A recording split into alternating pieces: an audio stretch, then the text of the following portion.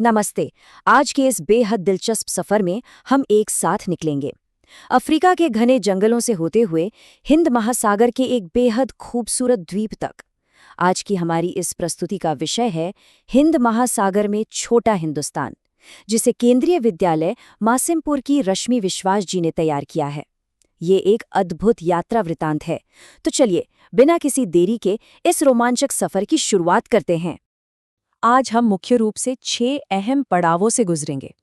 पहले नैरोबी की रोमांचक यात्रा और वहां का नेशनल पार्क, फिर मॉरिशस की भौगोलिक स्थिति, पोर्ट लुइस में बसने वाला भारत, वहां की जनसंख्यांकीय और भाषा, और अंत में ये दिलचस्प पहलू कि मॉरिशस को छोटा सा हिंदुस्तान आखिर क्यों कहा जाता है। तो पहले पड़ाव की ओर बढ़ते हैं, नैरोबी की रोमांचक यात्रा। लेखक जब मॉरिशस जा रहे थे तो उनके मन में एक ख्याल आया, क्यों ना रास्ते में अफ्रीका के मशहूर शेरों से भी मुलाकात कर ली जाए। इसी लालच में उन्होंने केन्या की राजधानी नैरोबी में कुछ दिन रुकने का मन बना लिया। उनकी ये यात्रा कुछ इस तरह शुरू हुई। 15 जुलाई को दिल्ली से प्रस्थान, 16 को बम्बई यानी आज की मुंबई में ठहराव, और फिर 17 जुलाई को मॉरिशस के रास्ते नैरोबी की ओर उड़ान। आगे बढ़ने से पहले एक शब्द पर गौर करते हैं, रवाना। इसका सीधा सा अर्थ है प्रस्थान करना या किसी सफर पर निकल पड़ना। जैसे लेखक 17 जुलाई को नैरोबी के लिए रवाना हुए थे। अब बात करते हैं नायरोबी के नेशनल पार्क की। नायरोबी पहुंचने के बाद लेखक के पास सिर्फ 1 रात और 2 दिन का ही समय था, क्योंकि अगली शाम की फ्लाइट थी। समय कम था, इसलिए उन्होंने तुरंत वहां का मशहूर नेशनल पार्क घूमने का फैसला किया। ये जानना बहुत दिलचस्प है कि नैरोबी का ये नेशनल पार्क कोई आम चिड़ियाघर बिल्कुल नहीं है। ये शहर के बाहर फैला हुआ एक बहुत बड़ा खुला जंगल है। यहाँ पेड़ कम और ऊंची घास ज्यादा है। और सबसे खास बात, यहाँ जानवर किसी पिंजरे में कैद नहीं रहते, वे बिल्कुल आज़ाद घूमते हैं। इस खुले जंगल में बेहतरीन सड़कें बनी हुई हैं, जिन पर पर्यटकों की गाड़ियां दौड़ती रहती हैं। काफी देर घूमने के बाद आखिरकार कुछ शेर आराम फरमाते हुए दिख ही गए। दिलचस्प बात ये थी कि उन शेरों को घेर कर कई गाड़ियां खड़ी थीं, लेकिन शेरों ने उनकी तरफ एक बार दृष्टिपात तक नहीं किया। ऐसा लग रहा था मानो इंसान उनके लिए तुच्छाति तुच्छ हों। यहाँ दृष्टिपात का मतलब है नजर डालना या देखना, और तुच्छाति तुच्छ का अर्थ है बेहद मामूली या महत्वहीन। शेरों के उस शाही अंदाज से साफ था कि उन्हें इंसानों की मौजूदगी से कोई खास फर्क नहीं पड़ता। वहीं थोड़ी दूरी पर हिरनों का एक झुंड भी था और उनके बीच एक जिराफ खड़ा था। तभी 2 शेर उठे और शिकार के लिए मोर्चे पर आगे बढ़ने लगे, जिसे देखकर हिरन एकदम सतर्क हो गए। असल में शेर अक्सर सूर्यास्त के बाद ही शिकार करते हैं, और उनकी रणनीति ये होती है कि वो पूरे झुंड पर नहीं, बल्कि भागते समय जो जानवर पीछे छूट जाता है उस पर हमला करते हैं। ये पूरा नज़ारा इतना सस्पेंस भरा था कि लेखक का रक्तचाप यानी ब्लड प्रेशर ही बढ़ गया, और उन्होंने तुरंत वापस लौटने में ही भलाई समझी।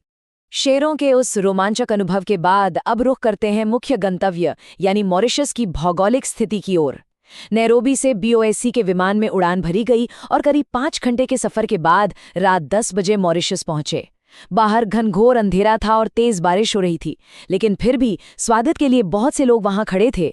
उस आत्मीयता को देखकर ऐसा महसूस हुआ मानो छोटे पैमाने पर भारत में ही वापस आ गए हों। अगर नक्शे पर देखें तो मॉरिशस द्वीप भूमध्य रेखा से लगभग 20 डिग्री दक्षिण में स्थित है। ये देश आकार में इतना छोटा है कि कोई भी हिस्सा समुद्र से 15 मील से ज्यादा दूर नहीं हो सकता। अपनी इसी खूबसूरती के कारण इसे हिंद महासागर का मोती और भारत समुद्र का सबसे चमकमता सितारा कहा जाता है। यहाँ भूगोल के 2 अहम शब्दों को समझना जरूरी है। पहला है भूमध्य रेखा, जो पृथ्वी के बीचों बीच खींची गई वह काल्पनिक रेखा है, जो धरती को उत्तरी और दक्षिणी गोलार्ध में बांटती है। और दूसरा शब्द है देशांतर रेखाएं। ये वे खड़ी काल्पनिक रेखाएं हैं जो ग्लोब को पूरब और पश्चिम में बांटती हैं। तो मॉरिशस इन्हीं देशांतर रेखा 60 के बिल्कुल करीब और भूमध्य रेखा से 20 डिग्री दक्षिण में बसा हुआ है। अब सबसे दिलचस्प सवाल पर आते हैं, मॉरिशस को छोटा हिंदुस्तान आखिर क्यों कहा जाता है? इसका जवाब वहां की राजधानी पोर्ट लुइस की रग रग में बसा है। चलिए देखते हैं कि कैसे वहां के कोने कोने में भारत की झलक देखने को मिलती है। पोर्ट लुइस की गलियों और मोहल्लों के नाम सुनकर कोई भी हैरानी में पड़ सकता है। सोचिए, वहां कलकत्ता, मद्रास, हैदराबाद और मुंबई नाम की गलियां मिलेंगी। यही नहीं, एक पूरे मोहल्ले का नाम ही काशी रखा गया है। इसके अलावा बनारस, गोकुल और ब्रह्मस्थान भी वहां मौजूद हैं। ये सारे नाम भारत के प्रमुख शहरों और पवित्र तीर्थ स्थानों की याद दिलाते हैं। सिर्फ नाम ही नहीं, मॉरिशस के अत्यंत स्वच्छ और खूबसूरत हिंदू मंदिर वहां की संस्कृति में चार चांद लगाते हैं। मॉरिशस के लगभग हर प्रमुख गांव में एक शिवालय जरूर होता है, जहां रामचरितमानस का पाठ गूंजता रहता है। वहां शिवरात्रि का त्योहार सबसे बड़े धार्मिक पर्व के रूप में मनाया जाता है। इसके अलावा वहां एक बेहद पवित्र झील भी है, जिसे अब परी तालाब कहा जाता है। यह एक पूजनीय तीर्थ स्थान होने के साथ साथ एक बहुत ही साफ सुथरा पिकनिक स्पॉट भी है। संस्कृति की इस खूबसूरत झलक के बाद आइए मॉरिशस और भारत की जनसंख्यांकी और भाषाओं की तुलना करते हैं।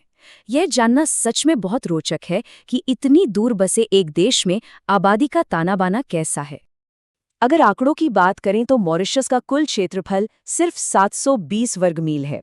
लेकिन सबसे चौंकाने वाली बात यह है कि वहां की कुल आबादी में से 67% लोग भारतीय मूल के हैं और 53% लोग हिंदू धर्म को मानते हैं।